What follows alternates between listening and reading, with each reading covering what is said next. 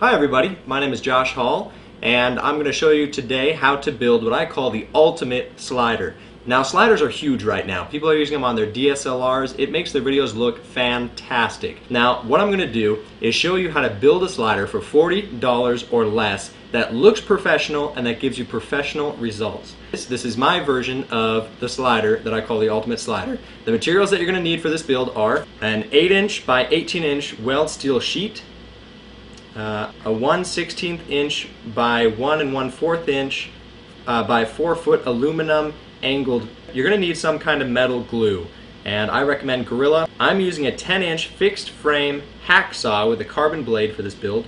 And then you're going to need your 1/4 20 by 2 steel flathead nut and bolt. You're going to need tub and shower replacement hardware. This is the tub enclosure sliding door rollers, oval. These are 7/8 inches or 22 millimeters. The last thing that you're going to need is rounded steel circular 3/8 inch by 3 foot rods. You're going to need 2 of those. That's going to be the track for your slider. The first thing that you're going to want to do for this build is go ahead and take your 8 by 18 inch metal sheet and measure 6 inches this way. This is going to be where you're going to cut your metal sheet. Now if you have access to an electrical saw, I would really recommend doing that, but as always, the best DIY and independent filmmaker thing to do is use what you have, and right now a hacksaw is what I have. A carbon steel blade will do the trick. Just go ahead. The next thing that you're going to want to do is take your angled aluminum and you're going to want to measure 5.5 inches up. Mark it at 5.5 inches. You're going to need 2 of these, so go ahead and mark it 5.5 inches and then take it another 5.5 inches out. You're going to saw down on these.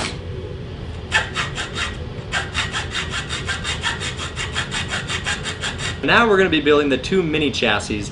I'm going to show you how on this one, but this is ultimately what we're going for.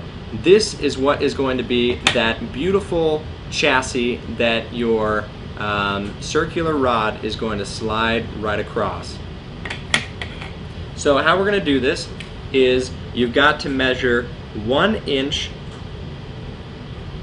from each end, and then second you're going to mark 1/2 inch beyond that mark.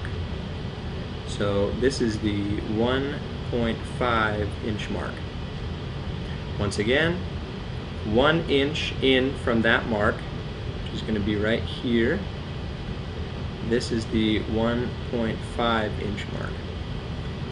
Okay, these are going to be where you're going to be placing your wheels.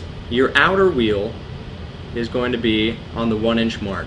The inner wheel is going to be on the 1 1/2 inch mark. These outer wheels are going to create a very wide and solid base for your slider to slide across your rods. So now this is the tricky part.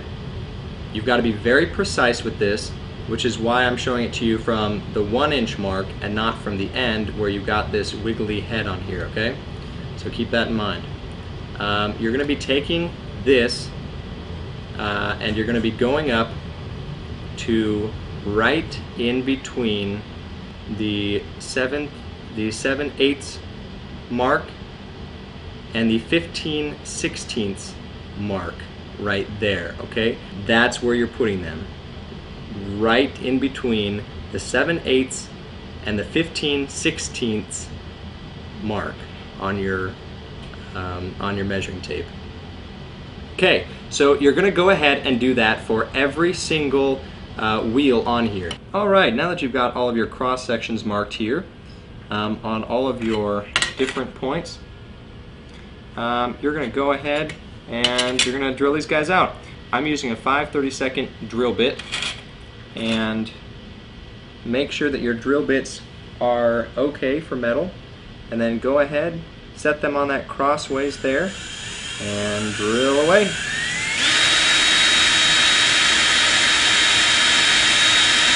Now that we've drilled all of our holes, Once again, you want to keep these end ones on one side and these ones that are on the inside on one end as well.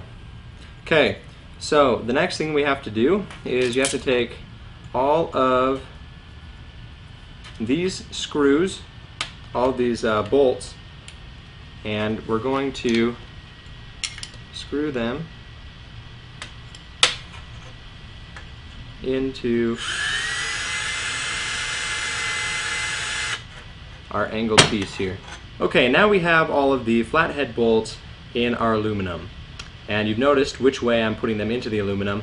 The other thing that you want to check is to make sure that from this angle up that these two bolts are about the same distance up and that these two are about the same distance up. That's going to be important when you go ahead and put it up, mount it on the track, that they're about the same distance. If they're not, just go ahead and make another hole just a little ways away and do it. That's going to be better to make another hole and put it a little bit further away than to have one that's just really off. So from this side, you can see that all of these are facing out. Now the beautiful thing about using these roller wheels from a shower is that they just slide right on. Now what you're going to want to do is you're going to want to take your screwdriver once again and just cinch these nice and tight. They're going to give you a little bit of resistance, which is going to be really nice for those slow slider dolly shots. So this one seems to be working well. Take the rest of our metal sheet that we used for the chassis of the slider, and we're going to drill a hole in the very center of it, because this is going to be the base for our guide rails. So it looks like about 4 inches here and about 6 inches there.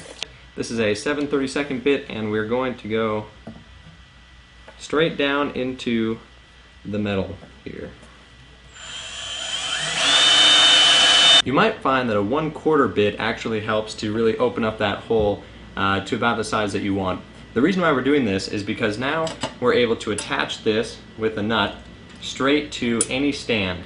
This is just a typical light stand, but you'll be able to attach it to any quick release on any tripod anywhere. And this is going to allow you to put the base right on any stand. And this is going to be where our guide rails are going to be attached to, and then our chassis will be able to ride along this just like that. Now we're to the point where we're going to actually mount our rails A and B onto our base plate here. So what I've done is you can see I've marked A and B on there, and I've done mine from A to B about 5 1/4 inches apart. Take a damp cloth, because this is what's going to help your Gorilla Glue actually adhere to the base plate, and you're going to dampen all along the line there, and do that on both lines. So there you go.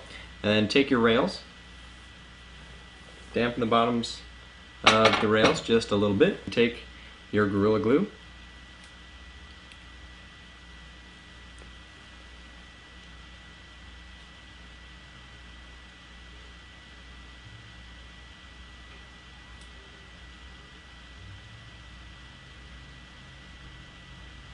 do a nice thin bead across the entire thing. We are ready to go ahead and attach our guide rails. This is guide rail A.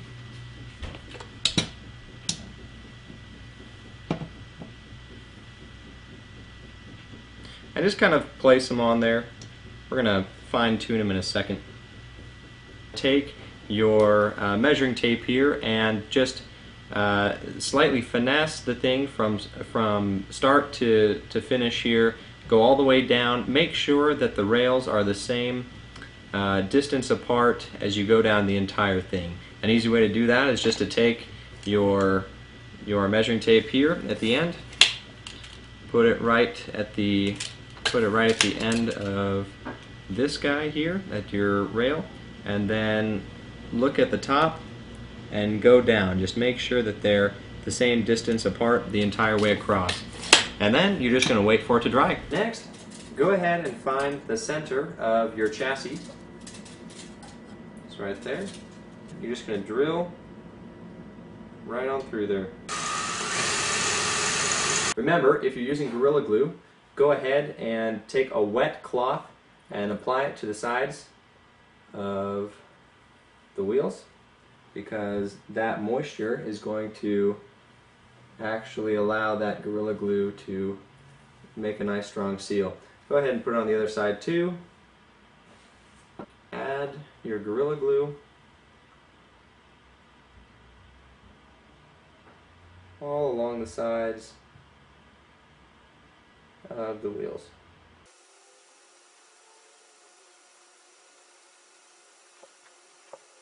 Once you finish that, you can take your guide rails, flip it upside down, so you've got the rails on the bottom now, and then set it on top of your wheels. Now, the tough part is just kind of wiggling everything to make sure that it fits exactly right, because this is the really crucial stage in this build. If you're off by just a little bit, when you're running your chassis with the wheels along your guide rails, you're going to run into some problems with it trying to go over the edge or kind of scraping. You don't want that. You want it to be exactly smooth. So go ahead and really get down at the level of the wheels and just kind of wiggle the whole thing. And when you can see that it can slide like this without any problems, then go ahead and just leave this on top of it overnight, because this weight is going to help that Gorilla Glue keep the wheels right onto the chassis bed. So there you have it. That is how to build the ultimate slider. This slider costs around $40, and it's going to really up the production value of your films. As you can see, I have my DSLR attached to it. You can attach any DSLR or your camera of choice to this slider here. Remember, if you've liked this video, thought it was helpful, please give it a thumbs up. Feel free to subscribe if you like these kind of videos and would like to see more. I'm going to send you away now with some video that I've taken with the slider. Hope you enjoy it. Thanks.